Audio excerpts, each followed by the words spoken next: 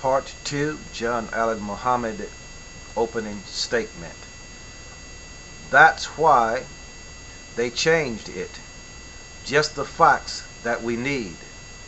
The facts should help us to identify what's the truth and what's not the truth, and what is a lie and what is not a lie. Okay?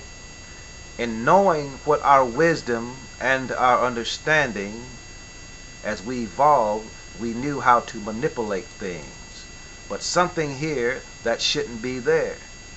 Put something here that shouldn't be there. And become more and more confusing. And now we have science and a whole lot of other more things into it to prove that it is the truth, or to disprove that is the truth. And it became more and more confusing.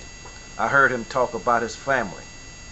Anytime I deal with anything, I always reflect back on my children, whom I love very much. And I remember an incident when I was in the Caribbean, and my favorite daughter, Taliba, she loves chocolate. Muhammad said chocolate. He said it in a certain kind of way. She loves chocolate cookies. As I was leaving, she said, "Daddy, can I have some chocolate cookies?" And I said, "Sure." I come back, we'll go to the store and we'll get some chocolate cookies. But don't go into the cookie jar and get no chocolate cookies until I come back.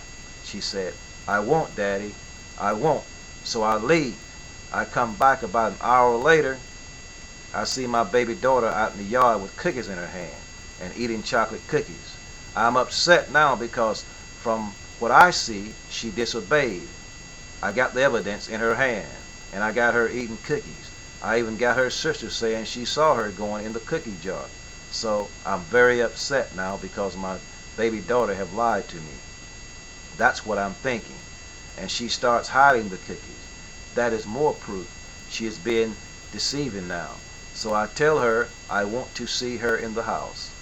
She come in the house, and whenever I have a dispute with my children, first thing I do is pick them up and put them up at least eye level or above me, so where I look up to them.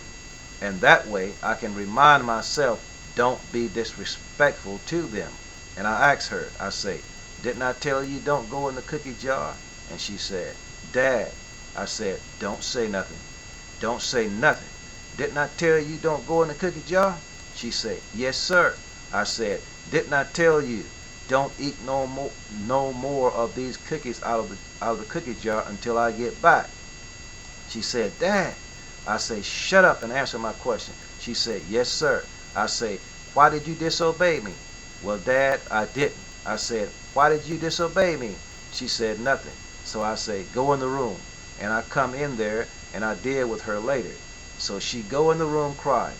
When she go in the room crying, she yelled for her big brother John, who always protects her. So she yelled for him. He come running in the room, worrying about his sister. "Taliba, Taliba, what's wrong?" She said, "Daddy going to spank me because I didn't listen to him." So I come in the room, and my son said, "Daddy, what is wrong?" I said, "Taliba disobeyed me.